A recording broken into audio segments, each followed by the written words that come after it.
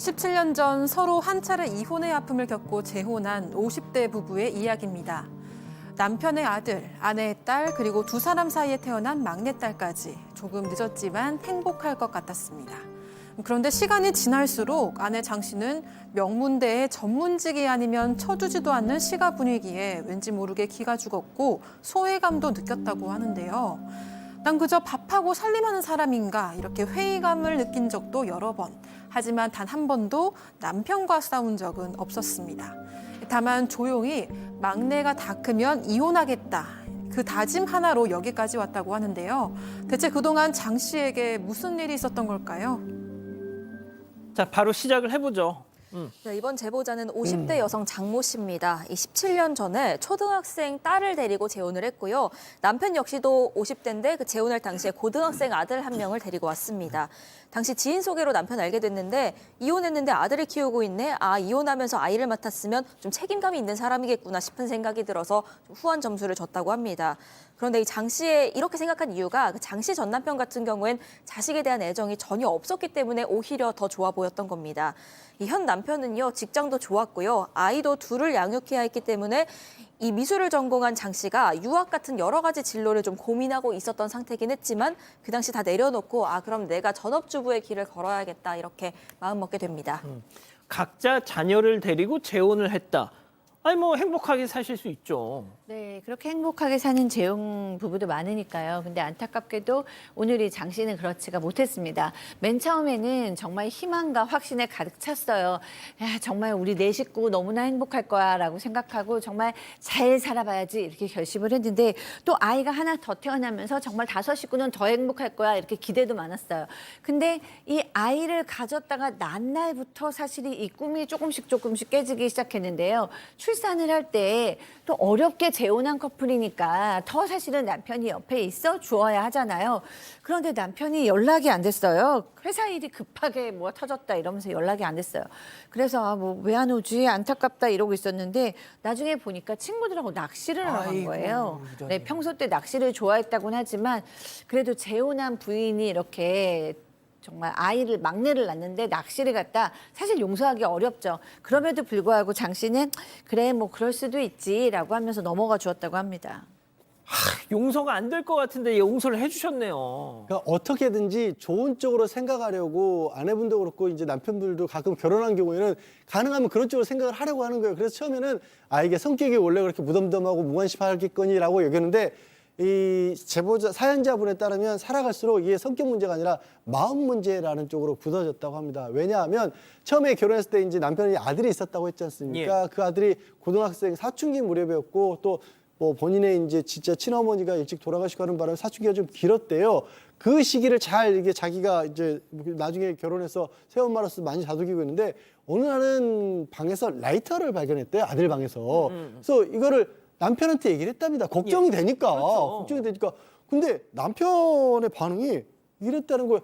애가 불꽃놀이 하려고 가지고 있을 수도 있는데 왜 너는 아들을 모함하느냐라고 반응을 했다라는 겁니다. 이게 불꽃놀이 하려고 라이터를 가지고 있다고요?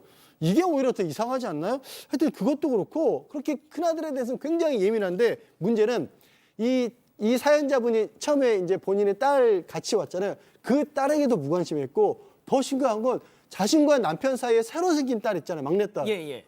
그렇게 나중에는 막내딸은 너무 예쁠 것 같은데 그 막내딸에게 대해서 무관심했다라는 거예요.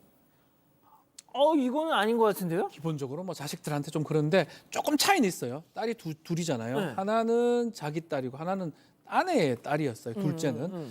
그 두 딸에 대해서도 좀 차별을 하는 상황이 좀 됐던 것 같습니다. 특히 큰 딸 같은 경우는 어릴 때부터 생일 파티 한 번 안 열어줬는데 세상에. 작은 딸은 이제 막내 딸은 뭐 생일 파티며 뭐 사람 다 불러주라라고 해가지고 약간 제보자 입장에 좀 서운했던 것 같아요. 여기서 큰 딸이라면 아내가 데리고 온 딸. 딸이고 막내 딸은 같이 낳았던 딸인데 이 큰 딸, 둘째 같은 경우는 또 미술적 재능이 있어가지고 미술을 좀 가르쳐주고 싶었는데 남편이 이제 생활비 주고 뭐 이러다 보니까 남편한테 얘기를 했는데 잘 안 되고요. 또 더 주장을 못 하는데 반면에 막내딸은 뭐 영어 유치원에 과외에 뭐 엄청 시켜줍니다. 이런 것도 있고 지금 좀 생각해 보면 둘째한테 정말 미안했다라고 합니다.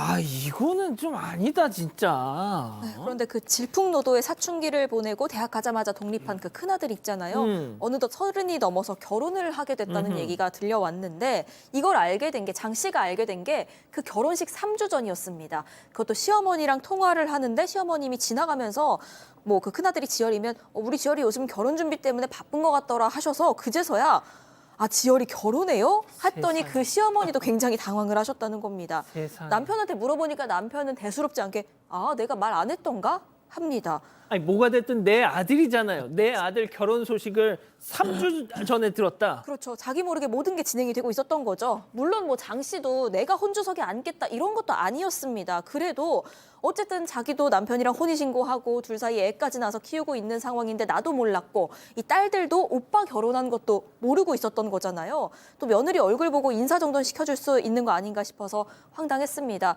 어쨌든 그 결혼식은 가지 않았습니다. 그리고 나중에 그 결혼식 상황을 전에 들었는데 그 결혼식장에서 이제 남편도 오고 전처도 오고 시가 식구들도 만났을 거 아니에요. 그런데 그 광경이 꽤나 화기애애했다. 이런 후문이 들려와서 또 속이 상했다고 합니다. 야, 교수님, 이게 뭘까요? 세상에 뭐가 됐든 내 배로 내가 배 아파서 낳은 자식은 아니지만 기르긴 했잖아, 그 큰아들. 근데 세상에 그 큰아들 장가가는 소식을 귀동냥해서 3주 전에 들었다고요? 네, 정말 들어본 적도 없는 얘기입니다. 보통 이제 결혼을 하면 뭐 이제 아버지랑 자란 경우에는 이 새로 그 새 엄마가 혼주선에 앉는 경우가 훨씬 많죠. 근데 뭐 그렇지 못하고 꼭 친엄마가 왔으면 좋겠어라고 이제 본인이 주장을 하면 친엄마가 올 수도 있지만 그럴 때는 이 새 엄마한테 정말 온 가족이 너무너무 그럼요. 미안하다. 아이의 마음 때문이다 그러고 정말 설득하고 미안해 하면서 그런 일이 일어나죠. 근데 이렇게 얘기도 하지 않았다? 이거는 정말 인격을 무시했다라고밖에 할 수가 없고요. 그래서 오늘 제보하신 분께서도 아, 내가 그동안 받았던 무관심이나 냉대가 나의 착각이 아니었구나라는 생각을 하신 거예요. 왜냐하면 결혼 초기부터 이렇게 참 나는 무시당한다, 난 밥하러 왔나, 난 집안일하러 왔나 이렇게 생각을 했지만 그래도 애들 보면서 참아오신 거예요.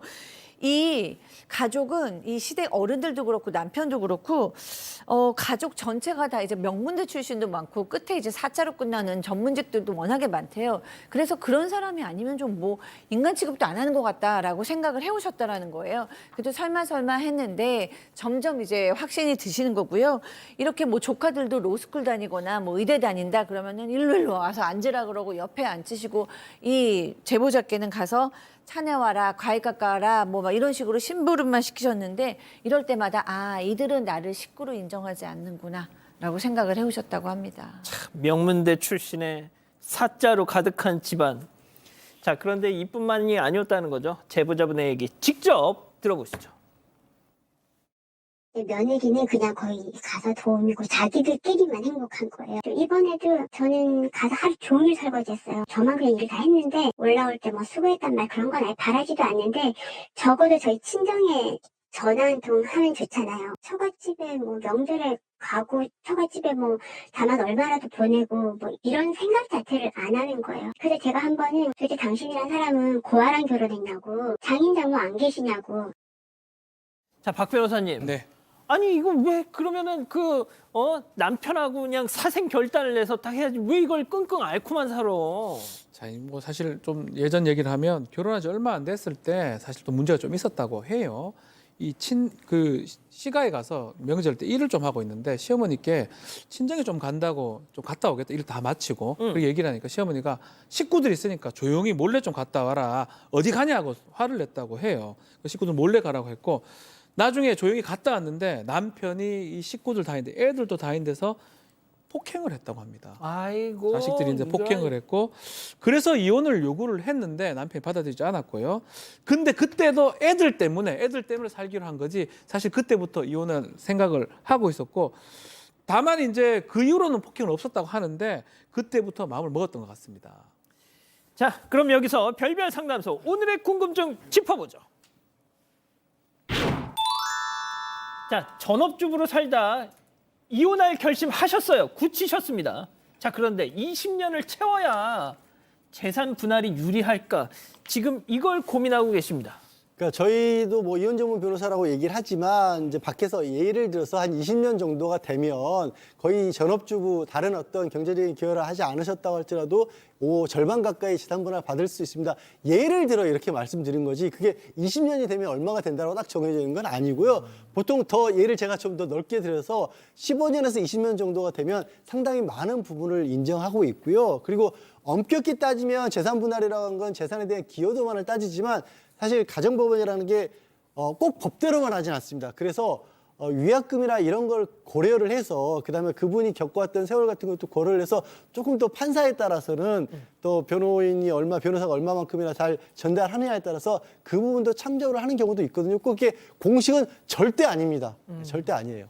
자, 박 변호사님. 박 변호사님 보시기에도 이혼을 해야겠죠? 해야죠. 무조건 해야 될 상황으로 보고 재산 분할 10년 정도 지나면 저 실무적으로는 뭐 많이 대부분 인정되는 것 같고요. 그 시간은 20년 같은 거는 그냥 그런 말들은 다 그냥 속설 같은 거고요. 의미는 없습니다. 다만 이제 한 가지 확실한 거는 만약에 이혼을 하려면 남편 명의 재산이 얼만큼인지 그 부분을 좀 정확하게 알고 있다면 결국은 그걸 반반 나누는 거, 퍼센트로 나누는 거기 때문에 뭐 본인 명의로 된 건 지금 휴대전화밖에 없다고 하니까요.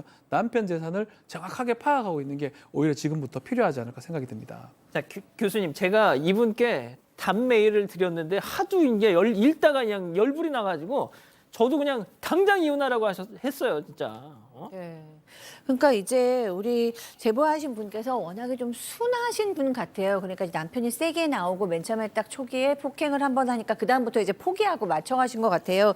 지금 뭐 이렇게 사실은 뭐 온 식구가 나를 만만하게 여기고 무시하는 사람들 얘기를 듣다 보니까 판단력도 좀 흐려졌다라고 얘기를 하시거든요. 그러니까 오래 있으셔서 약간 그 가스라이팅이나 뭐 이런 것이 있으시면서 학습된 무기력이라고 얘기하는 무기력 상태에 좀 빠지실 수도 있고 그렇게 되신 것 같기도 하거든요. 왜냐하면 판단력이 지금 없어서 사건 반장에서 이야기를 듣고 싶었다라고 얘기를 하시는데요. 지금 이제 여러모로 봤을 때 확실히 이 무시당한 거는 사실인 것 같아요. 그래서 자존감과 자신감도 많이 잃으실 수밖에 없는 상황 같은데 이 세상에서 제일 사실 중요한 사람 한 명만 선택하라 그러면 무조건 내 자신이 되어야 되지 않겠습니까? 그래서 오늘 제보자께서도 더 이상 자신의 그 삶을 나도 무시하거나 함부로 대하지 마시고 정말 소중히 여겨주시는 그런 선택하셨으면 좋겠습니다. 자존감을 가지시라. 자, 이 기자, 우리 가족 여러분들은요? 네, 이달님, 밥하는 사람, 애 키워주는 사람, 빨래 밥 해주는 사람이 필요했던 거네요 하셨고요. M님, 명문대만 나오면 뭐합니까? 인간성은 바닥이네요 하셨습니다. 나무님도 재산 분할 잘 하셔서요. 딸이랑 둘이 꼭 같이 행복하게 사세요. 이런 의견 주셨습니다. 사건의 진실을 추적하고 싶다는 사반 가족분의 사연인데요. 궁금하시다면 사건반장 유튜브 채널을 구독해주세요.